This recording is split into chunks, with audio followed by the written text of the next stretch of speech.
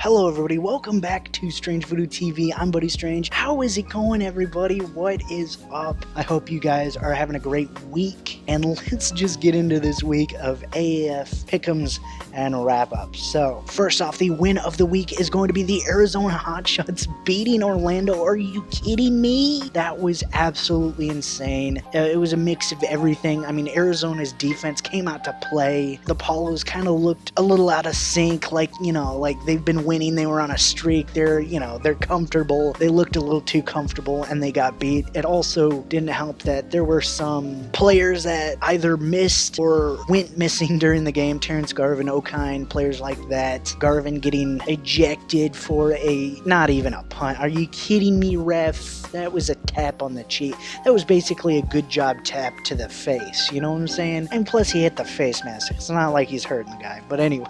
No, Arizona, win of the week.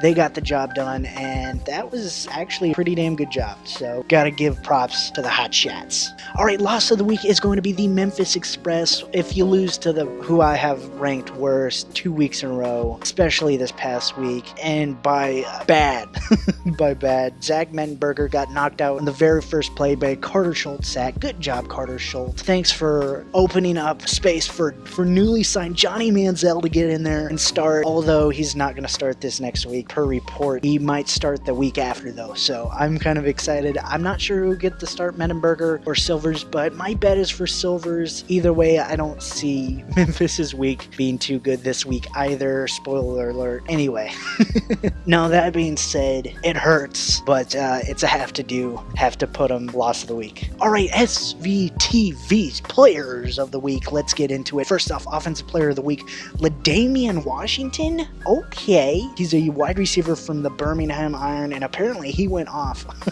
He went off against San Diego, and he was a big reason why Perez actually rebounded with a big night, and the Birmingham Iron were able to beat the Fleet, which sucks for my pick'em record, but good for them and good for the league as well. So good job, LaDamian Washington, getting 2 touchdowns, I believe, from Perez, and helping Perez have a big night after they replaced Price with Perez, and they're swip-swapping quarterback. I don't know why they're swip-swapping quarterbacks like nobody's business. Just a new quarterback every week. It's exciting.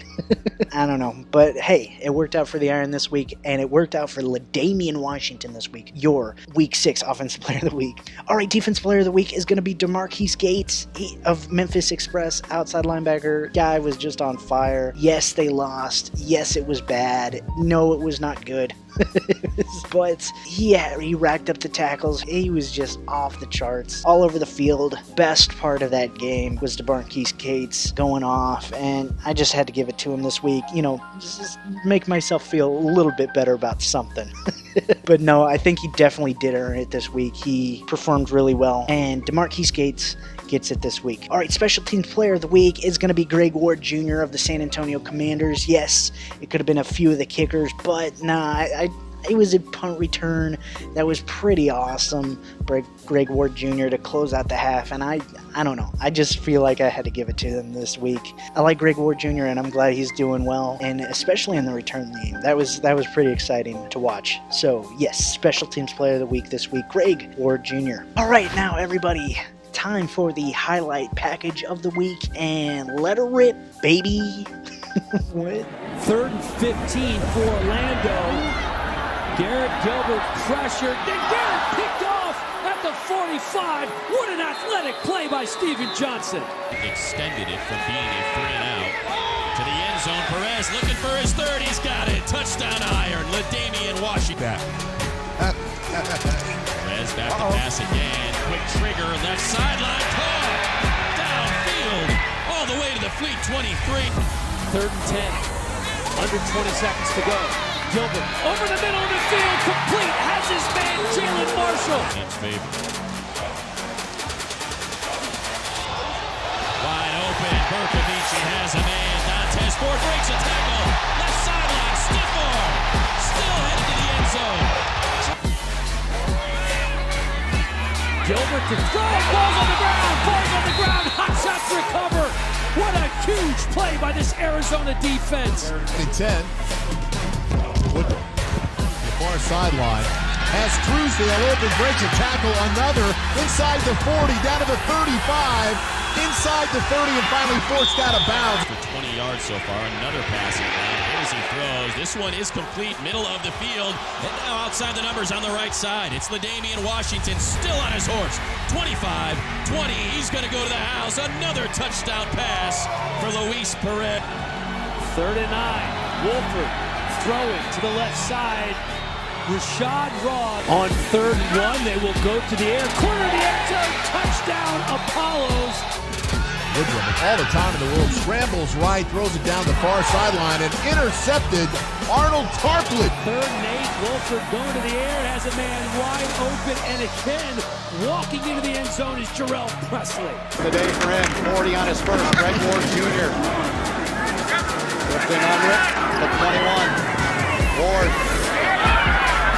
In trouble, gets away, now he's got something far side. Greg Ward out over midfield. Greg Ward still on his feet. No flags.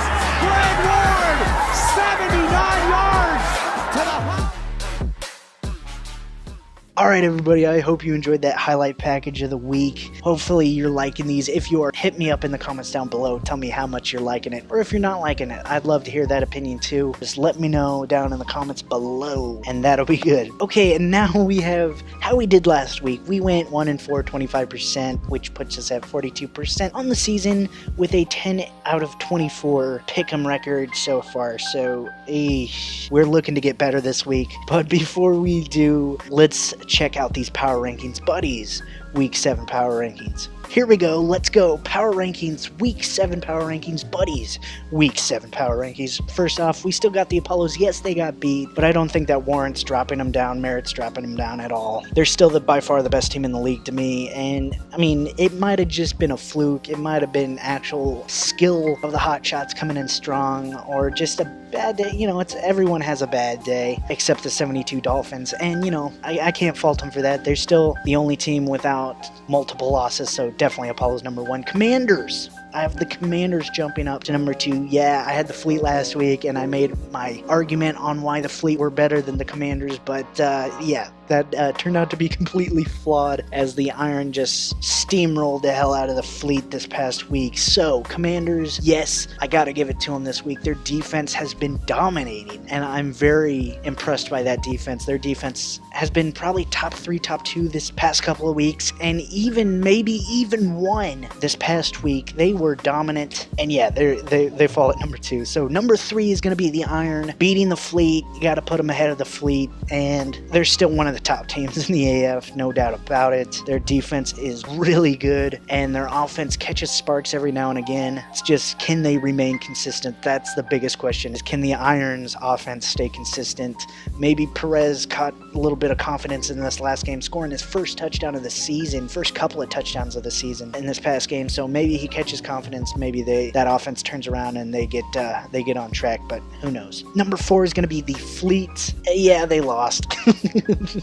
They dropped from 2 to 4, and I'm not ready to put them behind the Hotshots just yet. The Hotshots may impress me enough to put them number 4 and Fleet number 5 next week. I'm not sure, but right now I still think the Fleet are better in some ways, and I have to put them ahead of the Hotshots, even though the Hotshots beat the Apollos. So Hotshots at number 5. I gotta see them one more week to know that it wasn't a fluke of beating the Apollos. If they can win this next week, I probably will put them at number 4, even 3 maybe, depending on how it plays out. But Hotshots, they've been a little inconsistent, but they may be back. They may be back. So we'll have to see in this next week if they truly are back. All right, number 6 is going to be the Legends. Yes, they are staying right where they were last week. And the other swap is the Stallions at 7. And oh my God, I can't believe I'm saying this. The Express at 8. That hurts.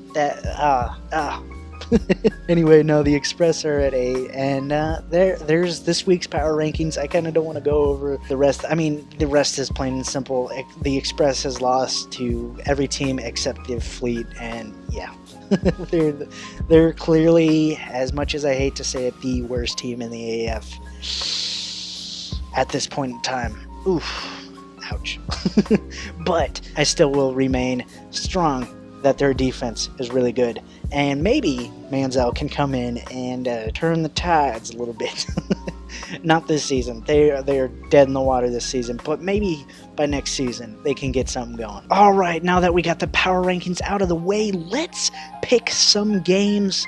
Let's see what we got this week. First off, game 1, Orlando versus Atlanta. Simple as this. Orlando's going to win. They're going to bounce back. Steve Spurrier knows what he's doing. He can rebound really well. Garrett Gilbert, one of the best quarterbacks, threw his first pick, his only pick of the season so far last week. I think they're going to be fine. They'll get Garvin back. I'm not sure if they're getting O'Kine back this week, but if they do, I mean, he'll just add another piece to be reckoned with. And yeah, Orlando wins 36-15. No doubt in my mind, if Atlanta wins, I will be flabbergasted. Absolutely flabbergasted if Atlanta wins. And boy, I can't see it happen. So Orlando wins game 1.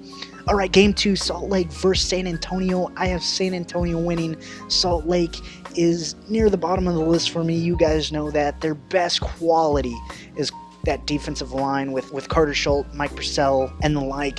And I don't really see San Antonio's defense letting up for Woodrum to take advantage of it, or that offense in general to take advantage of that defense. So San Antonio wins 30-20 in my mind. I don't know. I just think Woodside can get it done enough. He hasn't been great, but he's been good enough, and that's all you need with a defense like San Antonio has.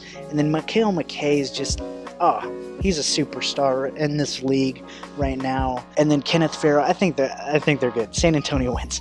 All right, game 3, San Diego versus Arizona. San Diego coming in off a loss to Birmingham. Arizona beating the best team in the AAF this past week, and I think they continue it this week against San Diego. I really do. I think Arizona wins. I think they use that momentum that they got from this past game, and I think San Diego's kind of in a slump, especially with that quarterback change. They don't have Philip Nelson right now. He was a big part of their offense, and without him, I don't think they're the same team necessarily. Yeah, it's something that they don't seem to have right now, and that's kind of obvious.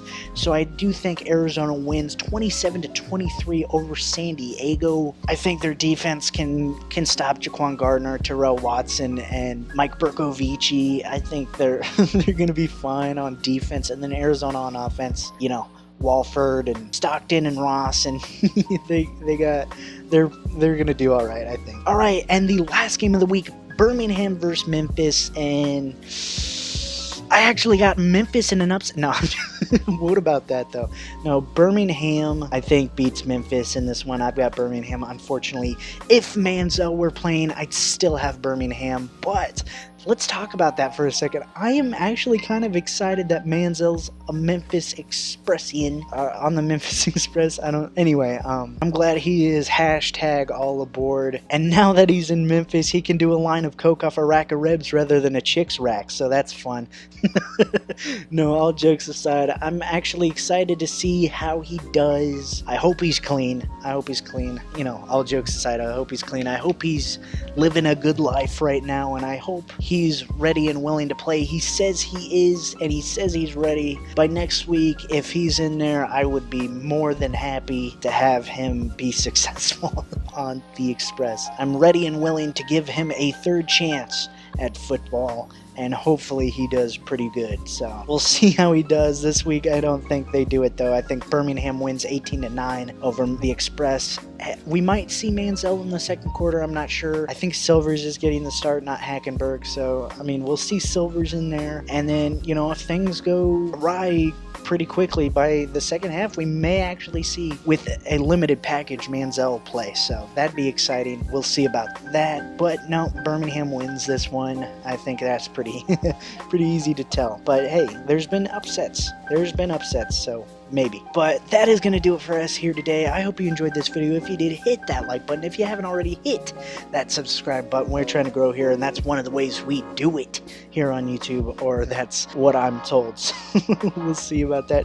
Hey, I know you didn't get a gaming video at any point during this past week, so to make that up to you, there's going to be one coming out this weekend. I recorded it, and sorry I had to move it around on you guys, but it is coming this week. weekend. It is a really good one, Madden 19, and it's got a little bit of something in there that you might enjoy, so stay tuned for that. If you enjoyed this video, you're gonna love that one, so hit the notification button so you don't miss that content or any of the great content, untimely content, but good content that I put out on this channel. But that being said, I hope you enjoyed today's video, and as always, I'm Buddy Strange. This is StrangeVoodooTV. Keep it strange, people. I'll see you in the next one, and peace out.